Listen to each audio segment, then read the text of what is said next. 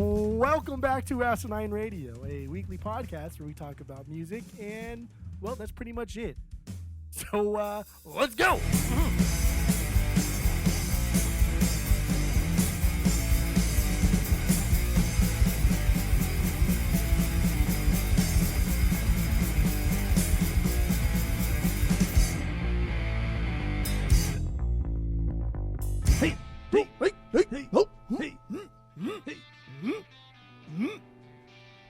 This is Asinine Radio. This is the weekly music podcast where every week we get into normally a different band, different artist, and we break down one of the records. But this is a special episode. We do this every once in a while. We do a soundtrack to a movie.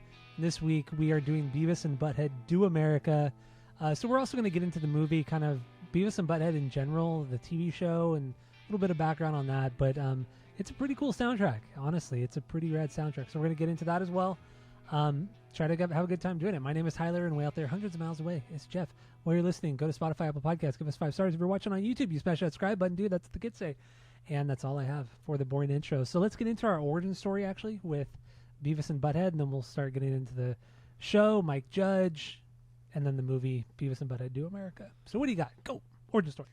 Yeah, go. Here we go.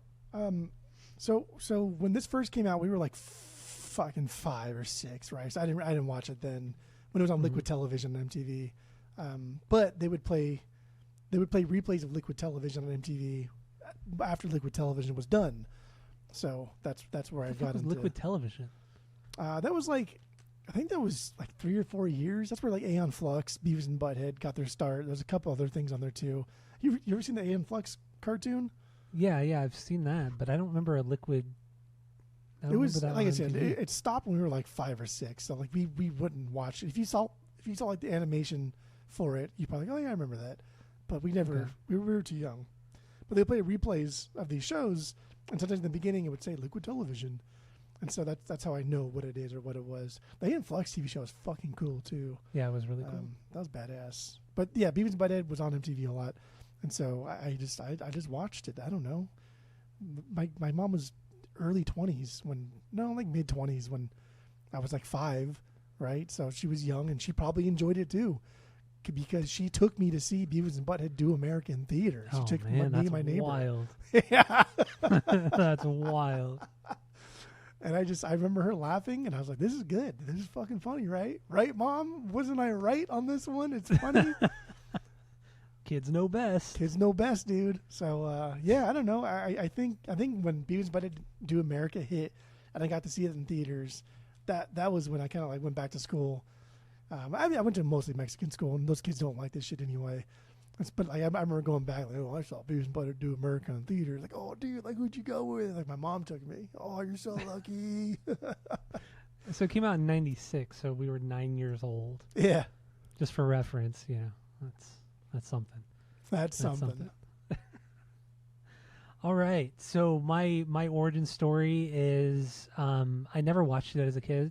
I wasn't allowed to watch it as a kid. I've talked about it on the pod before, but my mom didn't like me listening to a lot of music. She didn't like me watching a lot of stuff, movies and TV shows, because either she thought they were stupid or they were too inappropriate for me to watch. And this fell into the category of it's just too stupid, so you're not allowed to watch it. So I didn't. I didn't watch it as a kid. And going back and watching the movie this week, Beavis and Butthead Do America, I don't think I've ever seen the movie. What? I don't remember anything from the movie, and I thought I saw it in high school, but then I'm just thinking back on it, and I don't remember actually watching it in high school. Like, I don't remember the event that led me to watch it in high school. So, yeah, I think this week was the first time I've ever watched the movie. Wild stuff. And, even watching the TV show, I've watched episodes here and there randomly over the years, from when I was a teenager until now. And I'll just say this. The TV show, way better than the movie. Slow down. Just way better. Let's take it step by step. Let's take it step by step. Way better than the movie. It's not way better more than fun. the movie. Way more fun than the movie. But yeah, that's my origin story. I really don't have an origin story. It wasn't a part of my childhood at all. Just wasn't for me, or wasn't my thing because I wasn't allowed to. So there you go. That's crazy. You never would have gone back and watched the movie though over the years. you know, like I said, I really thought I did, but then when I watched it last weekend, I realized I really think I'd never actually watched it. Huh. I have no recollection of it. I've watched this movie at least once a year since it's come out. Like at least once a year, I watch this. And it's one of the ones too where like friend of the pod Sloan likes Beavis and Butthead a lot, and so whenever we're toasty and winding down, and instead of flipping through shit like what do you want to watch? What do you want to watch? Like, let's put on Beavis and Butthead. Done. Right? Easy. Everyone likes it. You don't need to think too much. It's just funny. Yeah, the show is funny. The show is very funny. The movie's fucking funny too. So we're gonna get into a lot of the amazing I watched one episode from the first season, and then I watched the first 12 episodes of the second season. And I mean, mind you, the episode's only like 11 minutes long, but I watched all of that, and I mean, there was some really. So funny did you? Really funny. Did you see the one? Did you see the one when they're that kid in class named Buttkiss, and they kept laughing at his name, so they get sent to the principal's office because they keep laughing at this kid's name Buttkiss, and the teacher's like, every day, every year, or all year, you've been laughing at this kid whose name is Buttkiss. You don't laugh every single fucking time. And they keep laughing, and they get sent to the drill sergeant. And the drill's like, "Don't you fucking laugh, or I'm gonna fail you."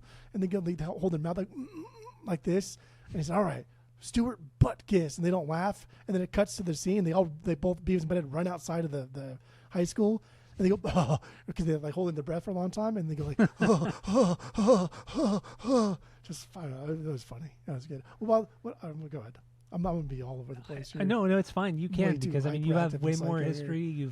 You've watched way more, and you obviously enjoy the movie a lot more than I did. Did you see the episode too when they're in the Spanish class and he's like "Como es Juan," which is funny too because that "Como es Juan" was Mike Judge reused that same exact clip when he did King of the Hill when Peggy Hill was teaching Spanish in front of whatever. That's a different thing. No. But the teacher was like "Como es Juan" to Butthead, "Como es Juan," and he keeps pointing and Butthead goes guacamole.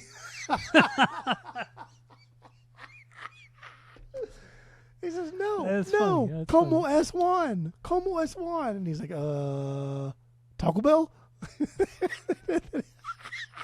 and then it cuts to Beavis, and Beavis is like like they're both stupid as fuck, but Beavis is the more stupid one, and they goes, okay, Senor Beavis, como es Juan, and Beavis says, spaghetti.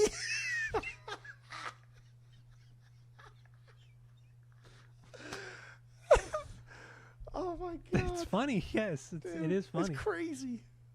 That's crazy stuffs. Oh shit! So some shit I didn't know about Mike Judge, who created the show and does a lot of the voices on Beavis and Butthead, was that when he pitched the pilots to MTV, it was costing him about $800 to make an episode, and he got the deal to make a season of like 7 episodes. I think it was 7 episodes. And then he got renewed for a second season of like 30 episodes, some shit like that. And they gave him a budget of $300,000. Yeah. When it really just fucking took him $800 to make it. But you could tell, like, because on the streaming sites, on Paramount Plus, I should say, there's only 1 episode from season 1 on there. And then I think most of season 2 is on Paramount Plus. There's a couple episodes missing here or there. Yeah, but most of it is on there. But the jump in quality from that first season to the second one was massive. And even Mike Judge said that, like, yeah, I regret making that first season. It was terrible, just terrible. So did you watch all the videos I sent you? I watched all of them, but that first pilot one. You didn't watch that one? I didn't watch that one because I forgot about it until like right before we started recording. So it was Frog Baseball, and that's like the first thing that we ever are introduced to Beavis and Butthead as. And Frog Baseball. What do you think they fucking do in Frog Baseball? And it's pretty, like, I don't know. I like a lot of dumb things and a lot of fart knocker jokes. But even watching that, I was like, I don't know, dude. That's kind of fucked up, dude. That's some weird shit. So I understand, because some of those earlier episodes that are no longer streaming, and you can't find them like anywhere except for bootleg VHSs. Yeah, because I have old DVDs before the Mike Judge collection DVDs, which I have those too. But you can't find those old episodes like anywhere. And Mike Judge has said it's because like the animation is not very great. But I haven't watched those old ones since I was a kid. But people online have said like, no, dude, it's because it's kind of fucked up like what they do in that Frog Baseball. like Beavis throws a frog and Butthead hits it with a bat and explodes it, and it's like, oh, that's kind of fucked up, dude. Yeah, that's a little dark. fucked. That's a little dark in a not funny way. So I understand why they got rid of or they purged a lot of those episodes from streaming platforms and DVD releases. Makes sense. That makes sense. Another thing too was that I didn't know, but he said like one of his biggest inspirations for the show and for everything for Beavis and Butthead was the Peanuts gang. You never see the Just parents. the animation style, the fact that you don't ever see parents there. The fact that they just sit it's on the very couch all much- the time. Very much Peanuts, like the sketchy kind of way that he draws, where he drew the characters and all. I thought that was really cool and unexpected, but then it makes sense when you actually think about it. So I there's like- just some fun little facts about. the Have backstory. you seen any of his other movies? Whether or not he writes them, directs them, acts them, or anything like that? Like Idiocracy. Have you seen Idiocracy?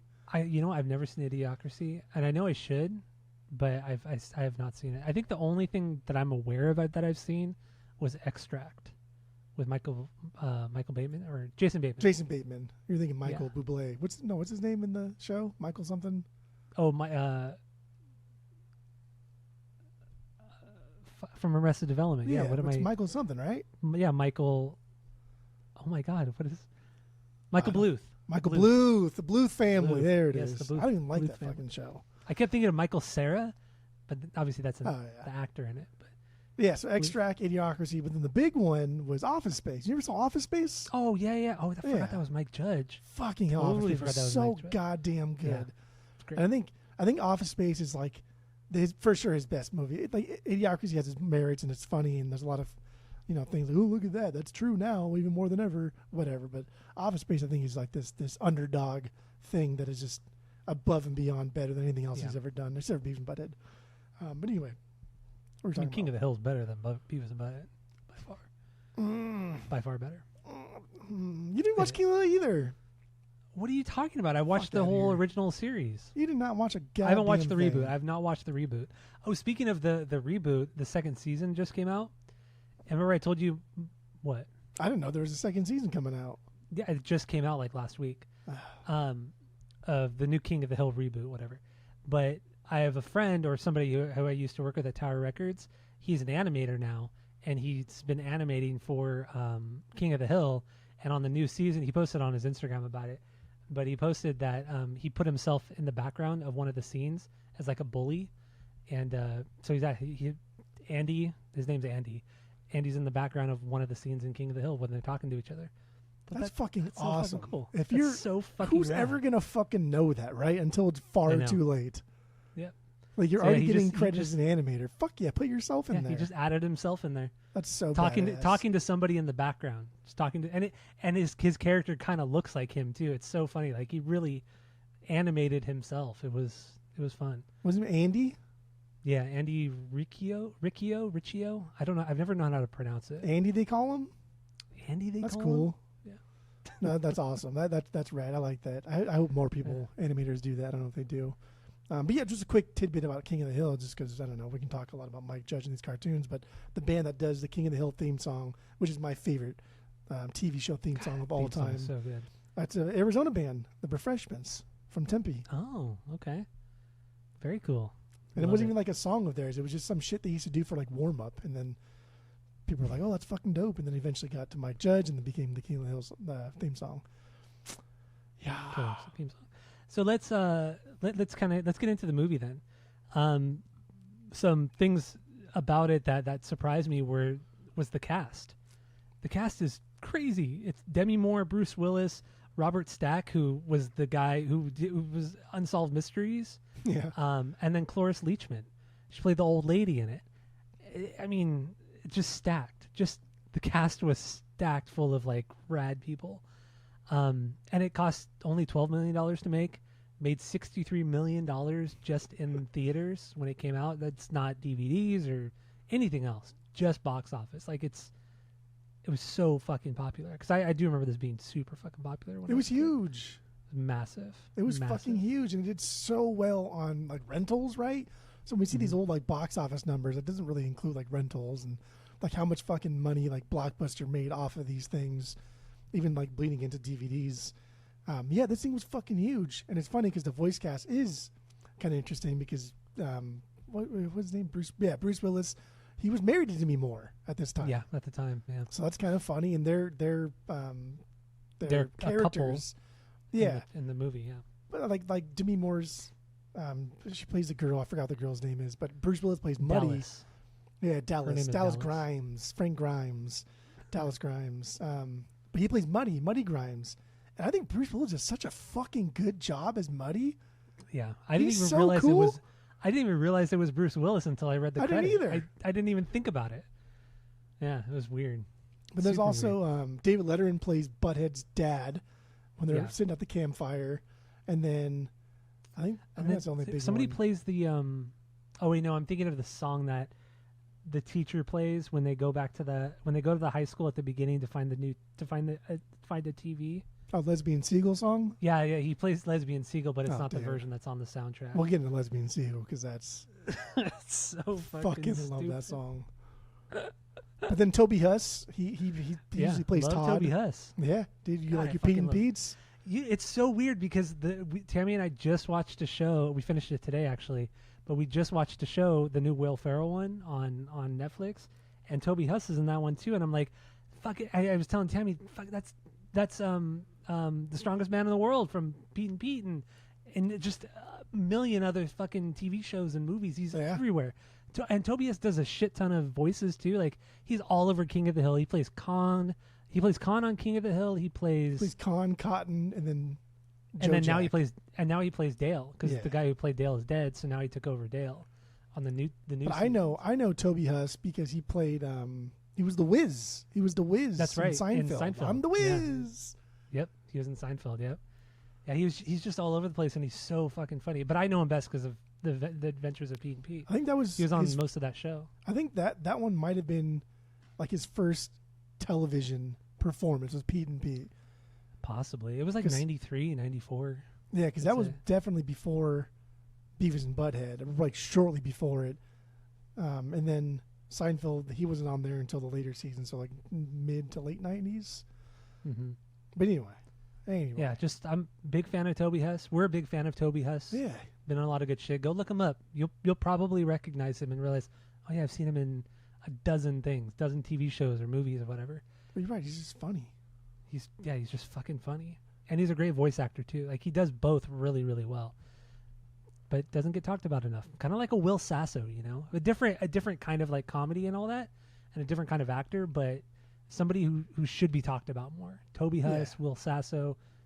I mean, they've done so many cool things, but Will Sasso for sure. Which I just saw him. I was at I don't know what the fuck it was, a dentist or something, and one of those CSI shows came on with Will Sasso in it, and he's like just on one episode. and he's all being all serious, like I think he's like a dad and his daughter got kidnapped and murdered or something, and he's trying to be serious. I was like, I just can't take you seriously, bro. Yeah, I just you can't do it. cannot with him. Sorry. Even when he was on X-Files, that episode of X-Files, like he played like a dumb person. I still couldn't even take it seriously. I just kept thinking of Just can't. everything that he's done. Mad TV, Dudesy, everything. But anyway, we're not talking about Will Sasso. We're talking about Toby Huss, and we're talking about this movie, Talk about the Beavis and movie, Butthead Do Beavis and America. Butthead Do Almost America. 20 minutes into this. So we're gonna kind of go through the story, talk about funny moments from the movie, and then also get into the soundtrack because that's what we do here. But half of these songs weren't even in the actual movie. They were just right. I mean, you would agree with me on like that. 30% of them. Which is funny because several of these songs were made for this movie. Yeah. It's so fucking weird. And from bands and artists, you wouldn't even think like, how the fuck? How did Dude, they get these guys? everybody liked Beavis and Butthead. Like Yeah. it was just, Yeah. and again, we were young, so we couldn't really appreciate like the cultural phenomenon that was Beavis and Butthead. When South Park hit, and then when South Park really took off, like I didn't watch South Park just because I don't know, that was a little too aggressive for my mom and dad at the time. Yeah. And so, but I as a young or older kid, I guess I understood the historical significance, even like in real time, that South Park had in the world because I was older. Beavis and Butthead did the same thing, just 3 or 4 years prior, but we were just too young to understand it. But dude, everyone liked Beavis and Butthead. Yeah, you're right. You're absolutely right. I mean, they were so fucking popular. So popular. It's so, dude, for this the touring cycle for this movie, they were on Letterman. They did an interview for Letterman, and like they came out as It was a pre-tape thing, obviously, and it's spliced in. But they came out and they shook Letterman's hand, and you know, everyone wants to fight for that first seat next to the host. So Beavis and Butthead are fighting over the couches, and Letterman's like, "What the fuck is going on here?" Like, you know, that's crazy. That's insanity. It is crazy, and people still recognize. Like, you show a picture of Beavis and Butthead, everybody knows who they are. Yes, the image of them is iconic. It really is. It really is.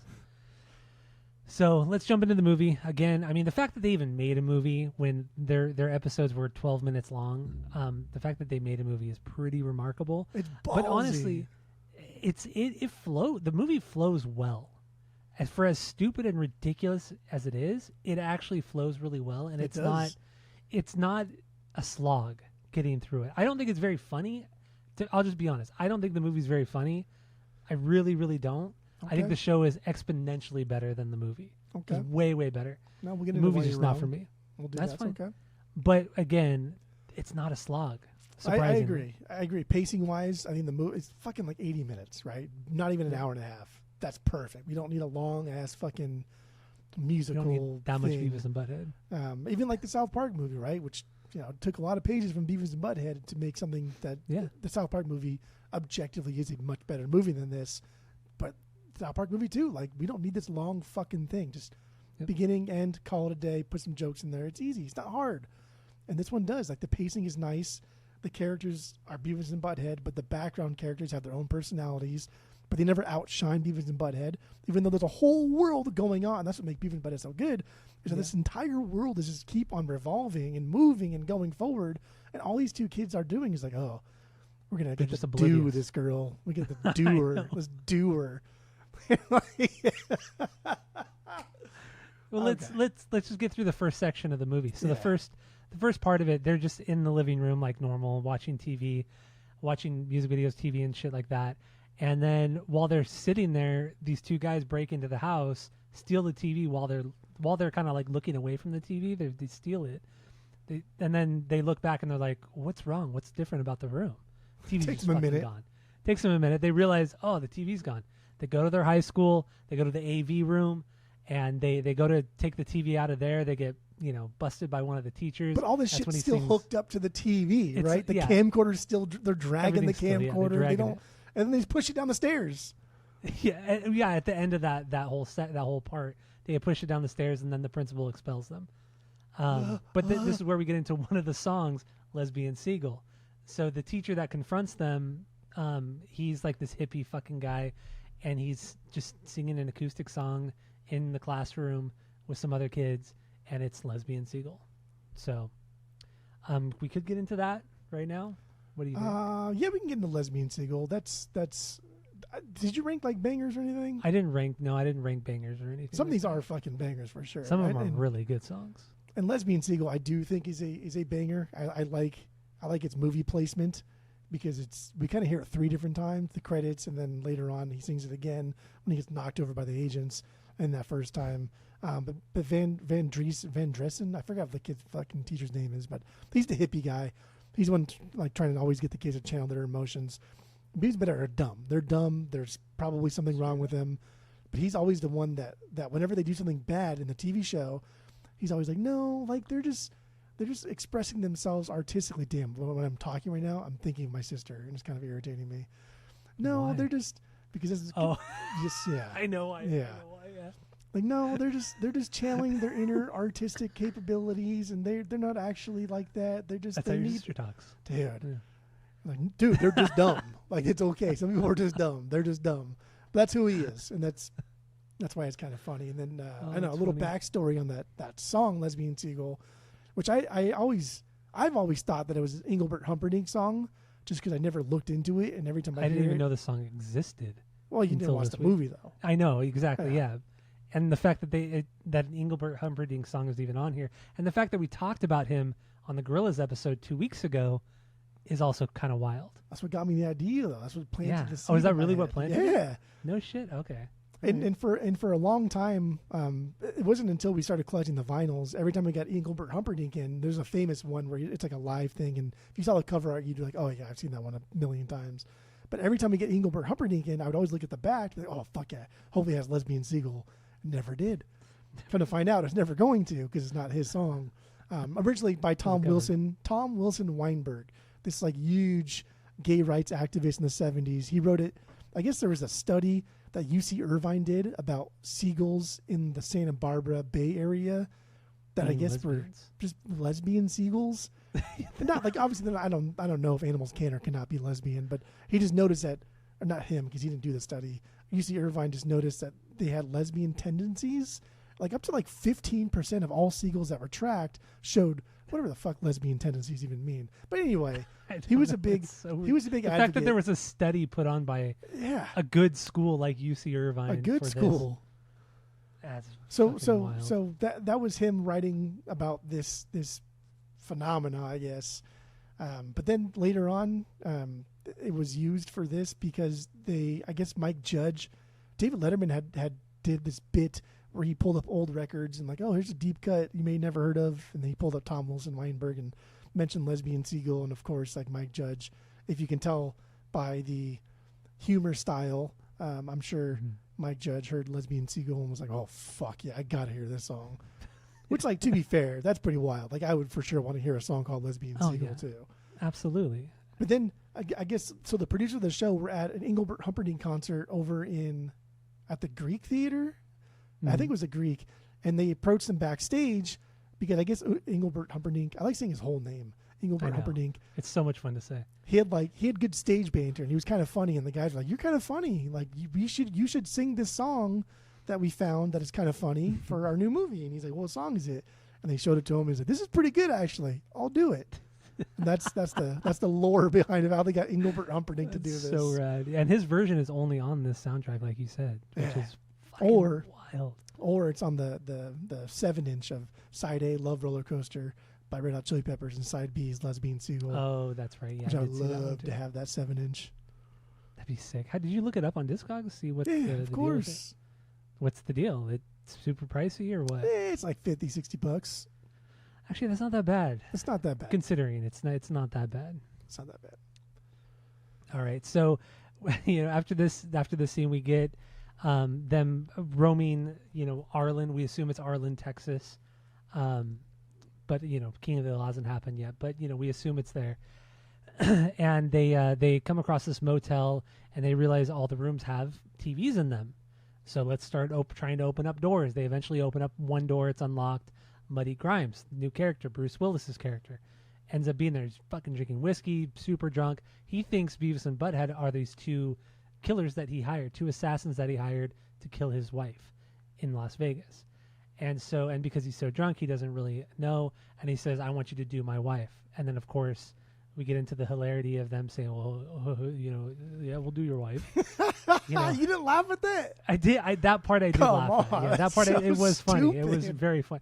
Well, it was even funnier, which we'll get into when they get to Vegas. But yeah, so then they say, yeah, we'll do your wife. We'll go to Vegas. Drives them to the airport, fly to Vegas. Well, before, no, you're right. That's the part. Go ahead. Keep going. Yeah, so they get to Vegas. Muddy had told them what room she was in, what hotel. They go there. They start hearing like noises from inside because they think she's having sex. And then they have their door up against the ear or whatever, or their ears up against the door. You just skip the plane part? Wait. You can't skip the plane scene.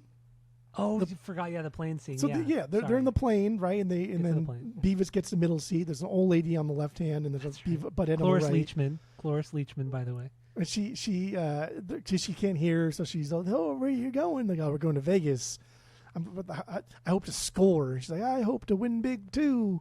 I like to play slots." He's like, "Yeah, I want sluts too." Like, that was the big joke between the two. Yeah. And later on, when they see her again on the bus, Beavis even says like, "Hey, Butthead, that's that slut from the plane." It's just like, but dude, the humor is so aggressive and it's so fucking like not politically correct by today's. Like, you just gotta laugh. Yeah, and no, there are some funny moments, but. Yeah, what about like when Butthead, they can't figure out the seatbelt thing? That was funny. Yeah, it was funny. And too. then the lady, the flight attendant comes over and puts it on for Butthead, and he's like, and then he falls in love with her.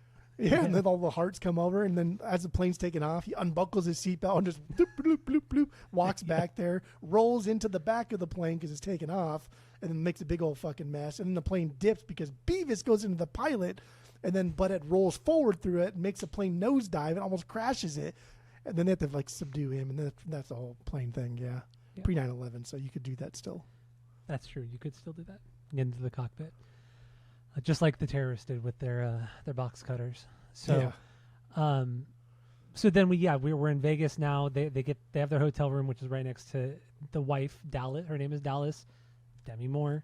And they have the joining room where you have to open up both doors. So they open up their side of the door, and they're trying to listen in because they think she's having sex or whatever. And then she opens up the door, they fall in, and then they pretty much just said that like they came to do her, whatever. And he's like, well, she's like, I'll pay you double. I'll pay you $20,000 if you go do him. And they're like, Whoa. Butthead says, you want us to do a guy? Okay, yeah, you're right. And then Beavis says, I don't know, Butthead. $20,000 is a lot of money. And as soon as he says money, but it smacks him. But before that, when they first get to the hotel or the casino, when they walk in, that's when Love Roller Coaster plays, right? Oh, it does. Okay. And so like the band on stage, because there's a stage right when they walk in, and the band on stage is playing, and it doesn't look anything like Red Hot Chili Peppers or Ohio Players Club, so it's just some random band that Mike Judge drew. But yeah, that's when Love Roller Coaster plays, and it's such a cool fucking scene because the attention to detail, just from what a casino actually looks like. Yeah, you're right. It was there, and like there's all these lights and all these crazy things going on, but what do? Because I think they're in like probably like the Luxor, but it's not the Luxor. It's something like the Luxor, which is very like Egyptian themed. So instead of like going to the bar or like walking around or seeing the lights or the band, they stare at this like front end of a boat that has this topless woman carved onto it with like huge boobs. And all they're doing is just staring at it and giggling like that. Then Butthead climbs up top of it, tries to grab the boobs, falls down. Climbs up top of it, falls down. And that's all they do. Like the whole song, the whole time the Love Roller Coaster song is playing. But I think that's a cool placement. I like when they watch in the casino and then all of a sudden we're here with, because I think it's a cool cover. I think it's a really cool song, cover, but it's a fucking amazing cover. I love it. I'd never heard this cover that the Chili Peppers did of the song. I mean, everybody knows the song. I know you've heard this because we talked about this when Disneyland did the Chili Peppers shit, when they put like, I don't know. Yeah, they put Higher Ground and they put Around the World. Yeah, and on the ride. Even Ryan was like, dude, why would they not put fucking Love Roller Coaster? Like that's stupid. Because he had seen this movie, he knows. But me not seeing this movie, I didn't. Maybe I just because I didn't understand the reference, I didn't remember. I don't remember it. Also, did you know that I learned this week, but I didn't know that Disney owned KLOS for a brief minute, and it was during that radio time. Station? Yeah.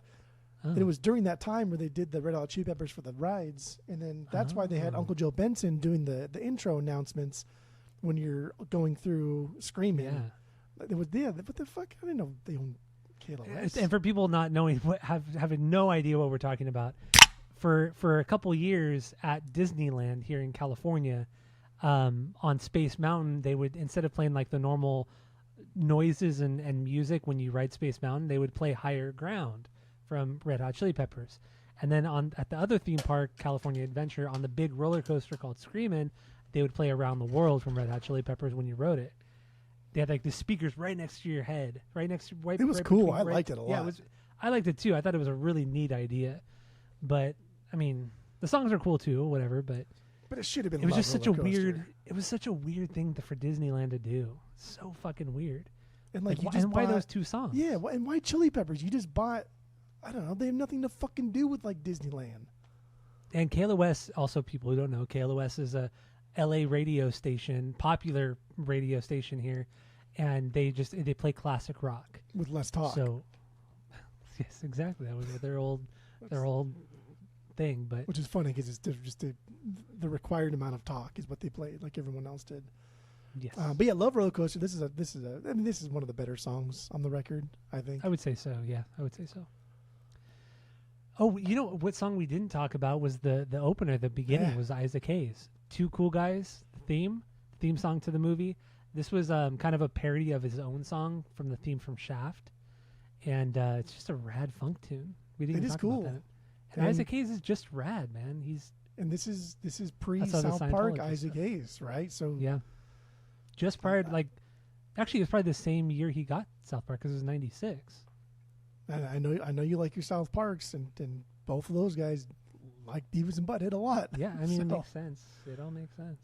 Yeah, But what a cool, anyway, what yeah, a cool we career just that guy's forgot to had. bring that up. I know. Well, R.I.P., but Maybe, supposedly. except that he was like a raging Scientologist, and that's why he quit South Park. Because the guys of South Park made fun of Scientology. He's like, that's where I draw the line. You can make fun of everything else, but you make fun of Scientology, I'm out. And he left. He left the show.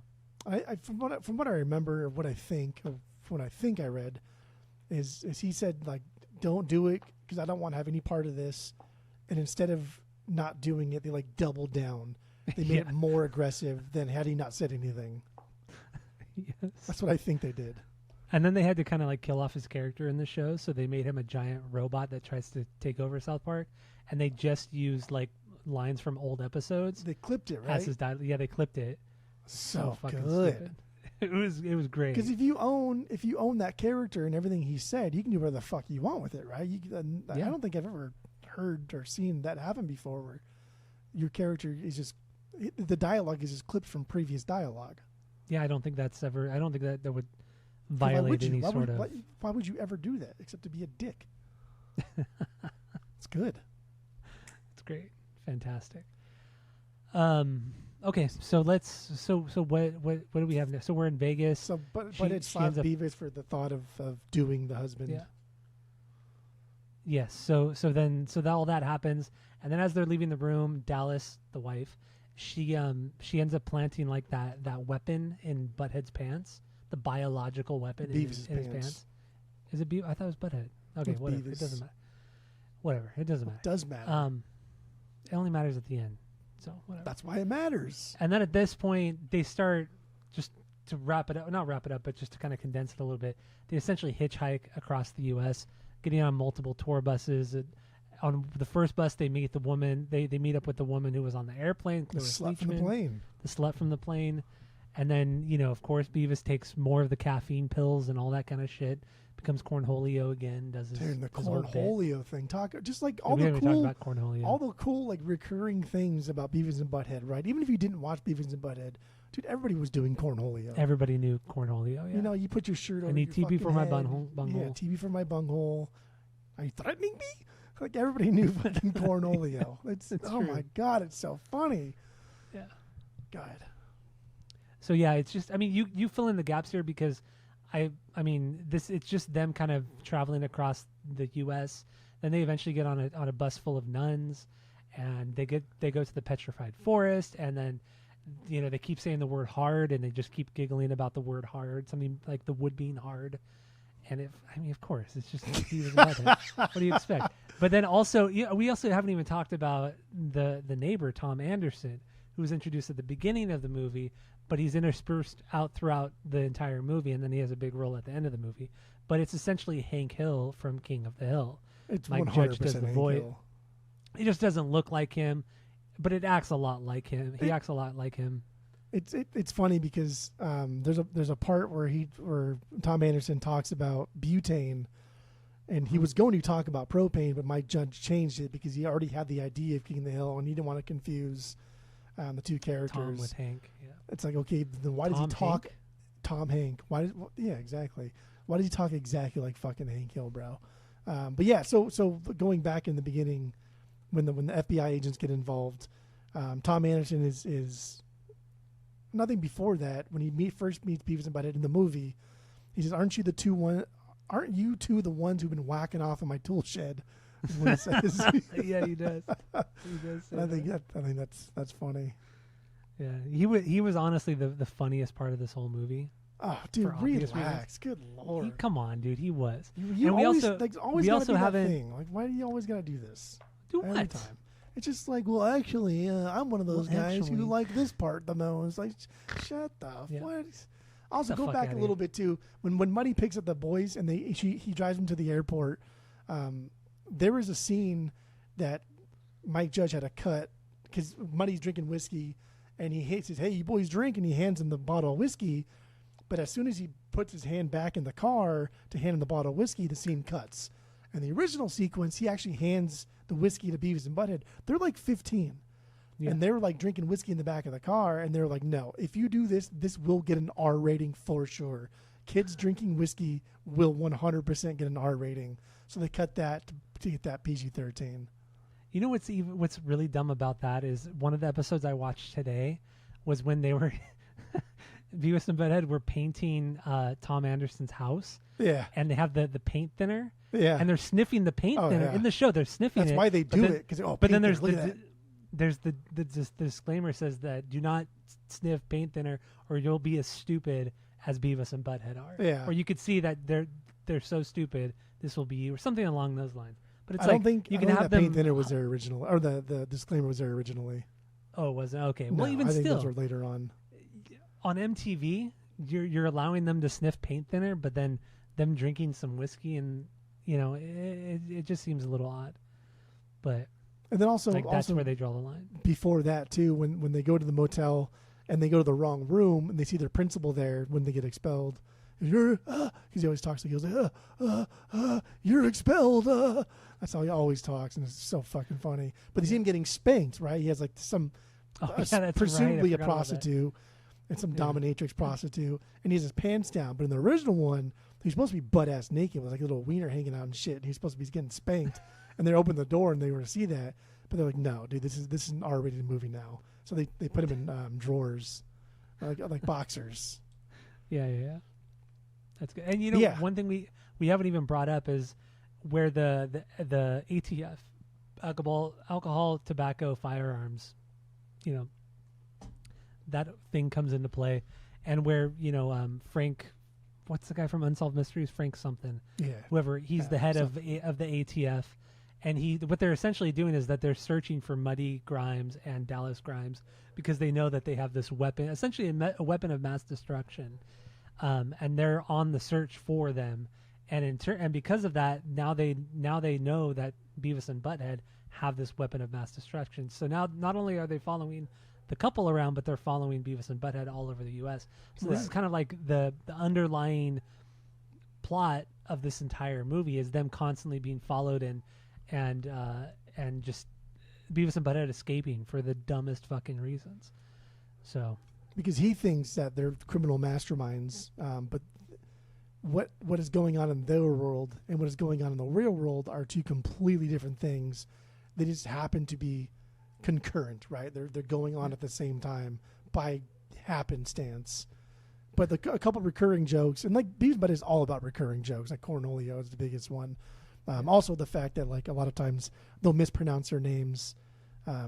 It was famous by one of the senators who was talking about like obscenity in cartoons in real life in like the early 90s. He called them like Beaver and Buttclave or something like that. He mispronounced them, and then Mike Judge is like, that's funny.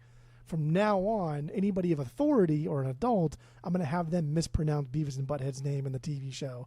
And he did that until like the reboot too, and then Beavis and Butthead do the universe. They're always mispronouncing their names. And then the recurring joke for the ATF was the cavity search, right? The kind of like thicker girl. That was a constant joke that ran through the whole movie. And it wasn't one of those jokes where it's like, all focus is now on the cavity search. It was more like cavity search, and she go click, and that was it. And that was But then it was always to like the people like, why would you do that to like an old lady? Like that's fucked. And they do it to Butthead eventually. But the other one too is how aggressive he is on his subordinate. When he ends a sentence in a preposition, he says, aren't those the kids that whacking in? And he's like, don't. You work for the United States government. Don't ever end a sentence in a preposition. And the guy's like, he tries to say it. and he tries to say it the other way. And it's like, dude, what the fuck? No one would ever say that to you in real life. Yeah. So some of this next section, I'm just gonna run through quickly because we still have quite a bit to go, and we're already almost 45 minutes in. But at this point, they're still going. They're on their way across America to Washington. Really, the end point is Washington D.C. Right. And so they're going through the desert. They get stuck walking through the desert. They meet their dads, who were Motley Crue roadies. Go through that whole scene. They eat some peyote and shit like that. Eventually, as they're walking through the desert, They get back onto the road. Muddy Grimes happens to drive by them, gets pissed, or he tracks them down, picks them up, throws them in his trunk, and then eventually they get the trunk open and they're driving down the freeway and they jump out of the trunk onto the road, cause a 400 car pileup on the freeway, and it's just this disaster. But then they happen to come across the same bus with the old lady, with the slut, Cloris Leachman, and they get on the bus with her, and then they're in Washington D.C. at this point. Yeah. So I mean, I covered a lot right there, but I figure this is like kind of the middle of the movie. We should get to the White House section. We do need to go back and talk about some of these songs here because ain't nobody. Yeah, definitely. LL Cool J, whatever. We can blow by that one. I was a cover kind of. I just didn't care. Yeah, it was a cover. Rufus. I think it might have been one of the last things that Rufus and Chaka Khan ever did. In that era, the 80 or 93, whatever the fuck it was. I don't really care that much. But then Rat Thing, Suicide, Tanks. That was a good song. And Cannibal Girls. It's a White Zombie song. I think this was the last song that they did before they broke up. But really? Okay, I don't know much about White Zombie. I'm not an authority on White Zombie or Rob Zombie either. I think the song is great because it sounds exactly what I expect it to sound like, which is pretty much what White Zombie sounds like and what Rob Zombie sounds like a lot of times. It's got a cool groove. It's fun. It's rad. It's not super unique in their catalog, but it's unique because it's them. But the animation style in this is when they're going to the desert and they're all fucked up and they're dying. The animation style was Rob Zombie. And so they at least he storyboarded it. I doubt he did the entire sequence, but he storyboarded it because they were like, Mike Judge asked him, here's what's happening, write a song and do some animation. And he's like, fuck yeah. And he sent back a bunch of things, and then the people that were working on the movie shaded the rest of the cells in or whatever. However they write cartoons, I don't fucking know.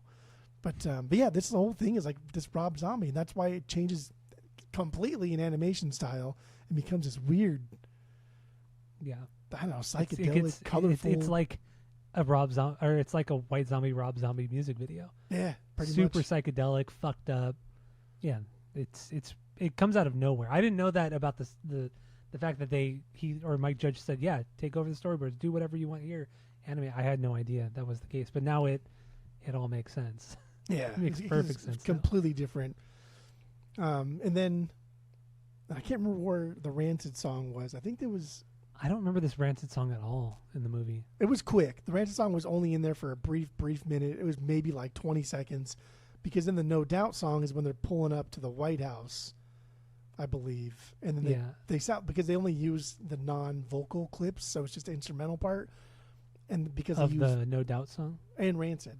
And so they're both very third wave ska-y. And so it's hard to differentiate the two without like vocals, right? Gwen versus Tim singing. Obviously you can tell. But I want to talk about the I Want to Riot song because it's a fucking banger. Oh, it's so good. Rancid with the Stubborn All-Stars. Yeah. They made this for the soundtrack. Yeah. And I never heard the song. It's so goddamn good. Well, you might have heard the song because it was on the first Punkorama. Well, I didn't really listen to the first Punkorama, so I have it on vinyl, original copy, of course. Of course, you have to have the OG. I bought it at the record show last time we were out there. Oh, that's right, you did buy it there. Yeah, you're right. But yeah, this song is an absolute fucking banger. It is so good. So many horns and just God, everything. It's just a perfect ska song. It is absolutely nailed it. And I had never heard of the Stubborn All Stars. I guess it's like this ska supergroup from New York. People from like I think the Slackers, a couple of the Hippos, maybe, I don't know. But it wasn't long lived. But this Rancid song has a different vibe to it. It's a little bit slower. It's a little more deliberate, right? It's not as aggressive. There's like verved up guitars here. We don't hear Rancid do that kind of shit very often. But it grooves, man. It was very like Specials kind of special, like a heavier Specials song. It's kind of what it reminded me of. And I think this whole I Want to Riot, I think it was them just kind of like paying homage to like White Riot by The Clash. Because even the song kind of talks about like oppression, not specific to race though, like The Clash kind of was. But it's a good song. It's a good song. Check it out. It's a banger. It is. And then No Doubt, like you mentioned, the song Snakes. This is Snakes. I don't know those snakes. Do you know where that's from? Probably not. This is a song from their second record, the Beacon Street Collection from 1995. But like you said, there was no vocals on it. This is like a heavier kind of No Doubt. So this is probably one of the heavier songs on that record too. Yeah, But it for still sure, has a like lot the of ska on heaviest it. song on that record. Yeah. It's because Tom Very and Tony, punchy dude, bass. they like riff match, and it's just super heavy. The dum bum bum bum, right? Yeah. It's cool. Yep. Super bass heavy on this song. But yeah, it's a killer song. Go check out that record. Nobody talks about Beacon Street Collection enough. It's a killer fucking We don't album. talk about their first record enough either. No, that's true. But Beacon Street's a better record. Than their Like, first straight record? up. No, it's not. Yeah. Yes, it is. Beacon Street well, is a better record. Sorry to burst your bubble, but it's not. I don't make the rules, but it is. And So- the last song in that era of movie you just talked about, that era of movie, just the sequencing that you talked about Section. was the section that you talked about was Walk on Water. Walk on Water is the one they play after they come out of the desert and they're laying there when Muddy finds them. Mhm. That's when and he puts them in the trunk, like you said. That's when it starts playing. Funny part though is when Muddy, he has a gun to their face and he's like, "I'm gonna blow your brains all over this place," and Bud is like, "Whoa, cool." and then he says, "Do you have any last words?" And Bud is like, "I do, butt cheeks." And then Beavis says, "Oh, me too, boobs. I mean, boobs." I just wanted to say it again. So good. That's It's fucking so funny. stupid. It's so Anyway, dumb. yeah, he puts him in the car. They smack each other and they roll down the highway, and that's when Walk on Water plays. And did you listen to Walk on Water? I did. So when I watched the movie, I thought, why? I know this is Ozzy, obviously, because it sounds like Ozzy. Clearly sounds But like I thought, Ozzy. why does it sound kind of shitty? Yeah. Like I couldn't figure out why it sounded shitty in the movie, and then reading about it later in the week, I realized, or it says that in the film they used, or the movie they used, the demo version of the song "Walk on Water," but on the soundtrack it's the actual studio finished version of the song. Yeah. As to why they did that, I don't really know. But it says the soundtrack version was also produced by Moby, which Yeah. seems And that's it's why they used unusual. a demo. So legend. Mike Judge has done fucking copious amounts of interviews over the years about Beavis and Butthead specifically, and he said that when Ozzy wrote this song, as far as I can tell, for this movie, he sent it over, and it was rough, and it was a demo version, and Mike Judge at the time had said, our producer, who's a big name producer, I'm not going to say his name, but he's a big name producer, he got a hold of it, and it just didn't sound good. I don't like the way it sounded. He said, I liked the demo version because it just sounded more metal. And you can hear both versions, and for fucking sure, the demo version is so much better. Yeah, it is. It is better, but it's like most of Ozzy's music isn't very good anyway. This is very fine. typical of like Ozzy solo stuff, for sure. Like, absolutely, I'm Yeah. not going to say anything about that. But it is cool to have like an Ozzy song in your fucking movie, right? Like, I It don't is, know. of course. Like as a filmmaker, as a anybody in that sphere, to have Ozzy on your movie is pretty badass. And I like the song, but I'm probably just saying that because it's on Beavis and Butthead soundtrack. Probably. So, any other songs in this section?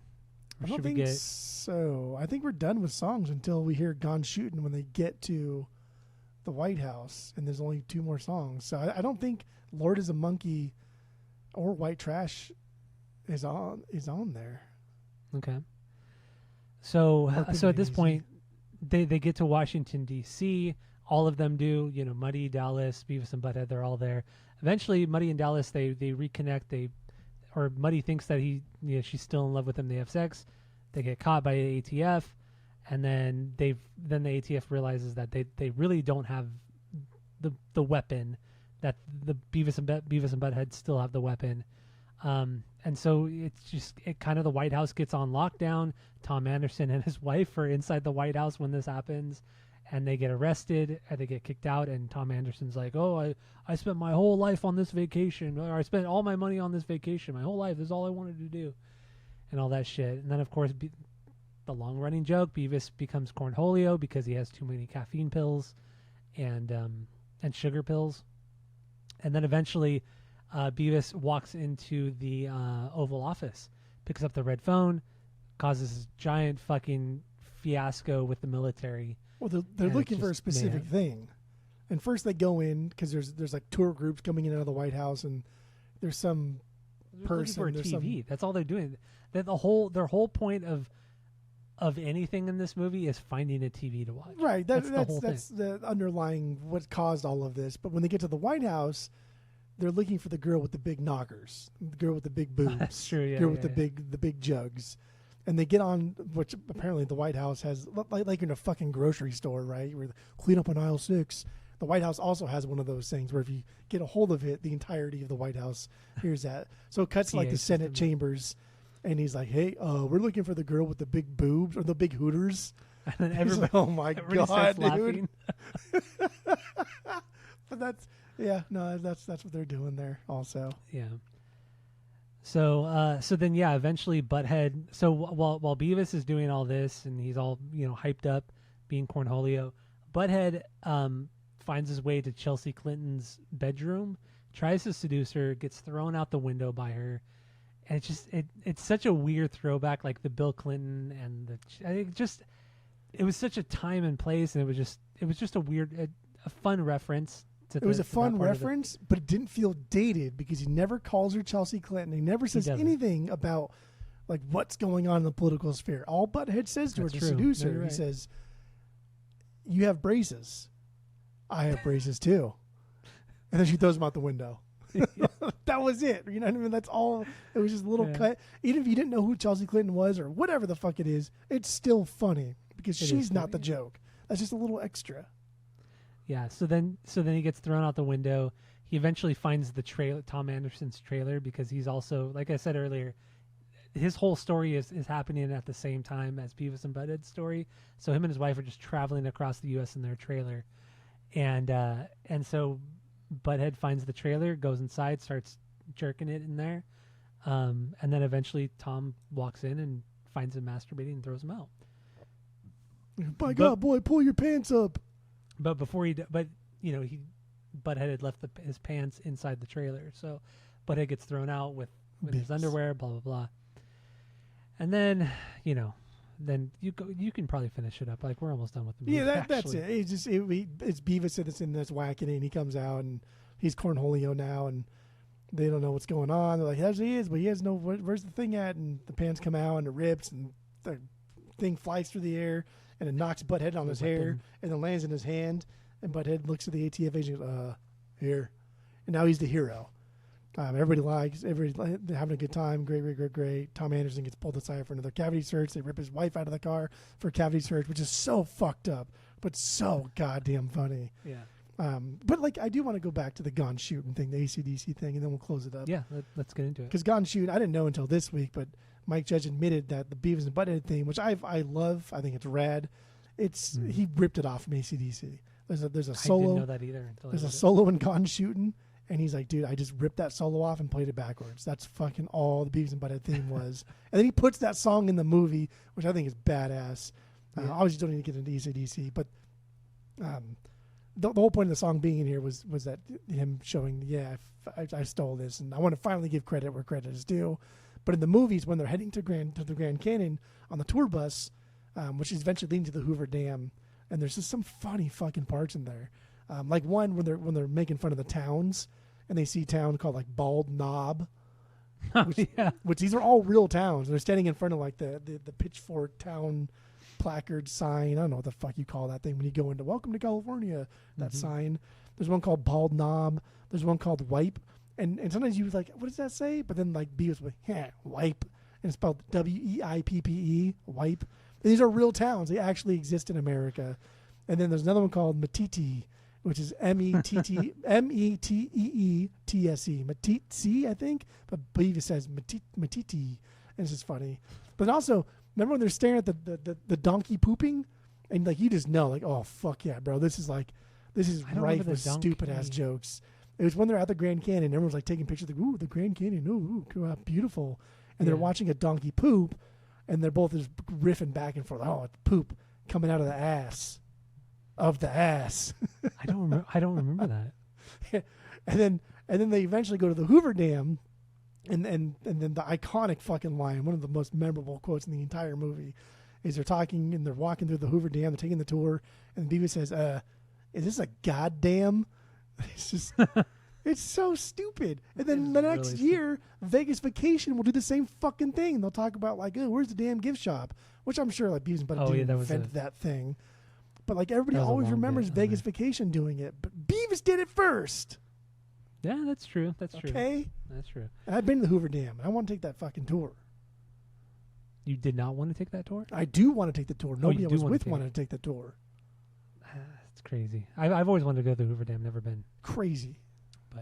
Anyway, so let's fast forward back to Washington D.C. Kind of wrapping up the movie. At this point, you know, they're viewed as heroes. They meet with President Clinton or Bill Clinton, and they're like honorary agents for the ATF now. And then eventually they're just the end of the movie is just them kind of walking off into the sunset with their TV. That's all they wanted was the TV. They found their TV. And that was it. So after all that, there's really 3 songs we haven't talked about. Madhead, Pimpin' Ain't Easy, made for the soundtrack.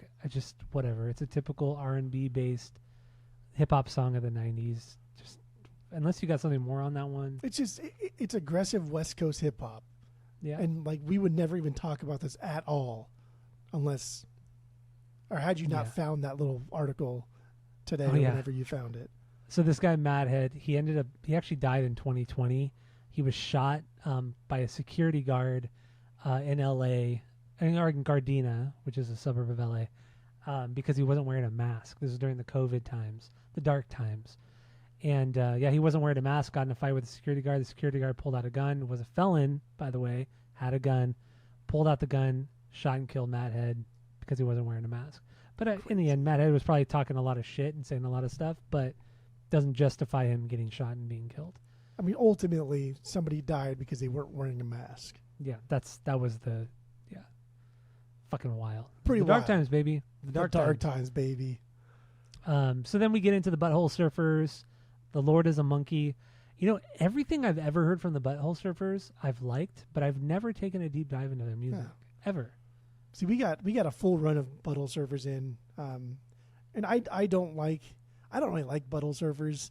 In a lot of respect, they're very similar to like Sonic Youth. They're very artsy. There's more punk about it, like a lot more punk about it. And even in this song, you can kind of tell, like it's a little performative at times. It has a really cool groove. It's heavy. It's very 90s sounding, but it's a little performative. Their album Independent Worm Saloon, the one with the worm guy on the cover, I think that album's fucking amazing. Produced by JPJ from Zeppelin, but like Beavis and Butthead fucking love Butthole Surfers. It's like one of their top 3 favorite bands. They always talk about it's like Sabbath or anything with Ozzy, Butthole Surfers, and then I think I like Nirvana a lot too. I think Kurt Cobain. That's why Kurt Cobain liked Beavis and Butthead a lot too. Yeah. But I don't know. I think a lot of Butthole Surfers is too much.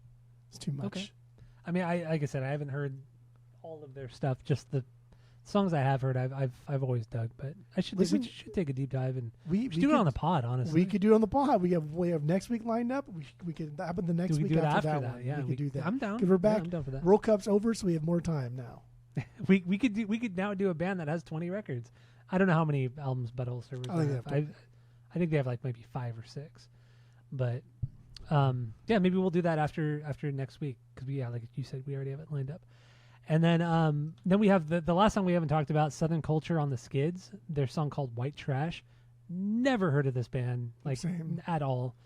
They made this song for the soundtrack, and it's actually a really good song. Just a heavy blues rock driven song, massive sounding drums, distorted vocals. I thought it was a cool song, honestly, but I'd never heard of them. It's like as swampy and rockabilly and close to surf rock as you're going to get from 90s era. But yeah, I listened to the whole record that it was on because I was like, this is fucking just good. Yeah, that sounds really good. I don't know. It's one of those things where I don't think it's like great or historic. It's just really fucking good. Like through and through, it's good. Southern Culture on the Skids, Scots for short. But yeah, they're from just a roots band from North Carolina and they fucking jam. It's good. Yeah, really good. Really good. So, I mean, that's it for the soundtrack. We talked about the movie. We talked about the show, too. We talked about how it was made. It's not how it was made, but, kind of the background of the show. Also, fun fact, too, the show Daria, the beloved show Daria on MTV, was a spin-off from Beavis and Butthead. Daria was a character on Beavis and Butthead, and I haven't watched it in probably 20 years, but I used to love Daria in high school. I used to watch it all the goddamn time. I loved it. Loved the theme song. I loved the character. I mean, just it was so fucking funny. But I don't know if it's held up. I don't know if it's still good. I haven't gone back and watched it. I think when I was a kid and in high school and stuff, and I watched Daria, I was like, this is dumb. I'm just gonna watch either King of the Hill or Beavis and Butthead. Like this is just. I mean, King of the Hill is the king. I mean, that is like the best show. Out of those three, King of the Hill is the best show. King of the Hill is incredible. I think Mike Judge pretty much gave his complete blessing to use Daria, and had nothing to do with the production of that in any way, shape, or form, because he was busy doing King of the Hill. And he's like, I don't give a fuck. Use Daria. I don't give a shit. Do whatever you want with it. I don't want nothing. So that's cool. I mean, I could see that. I mean, now that I've watched all of King of the Hill and from what I remember from Daria, they are pretty different shows, but they're still like dark and kind of Gen X gloomy kind of feel to it. So, dude, the amount of crossovers too from Beavis and Butthead, just in other TV. Arthur, the fucking kids show Arthur, they talk about Beavis and Butthead in several episodes. Oh, okay.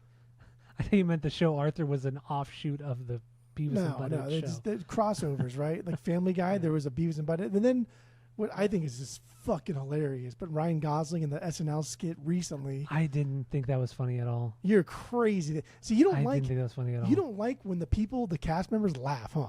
No, I do. No, you don't, because you always complain about Jimmy Fallon. He always fucking laughs. Jimmy Fallon's just not funny.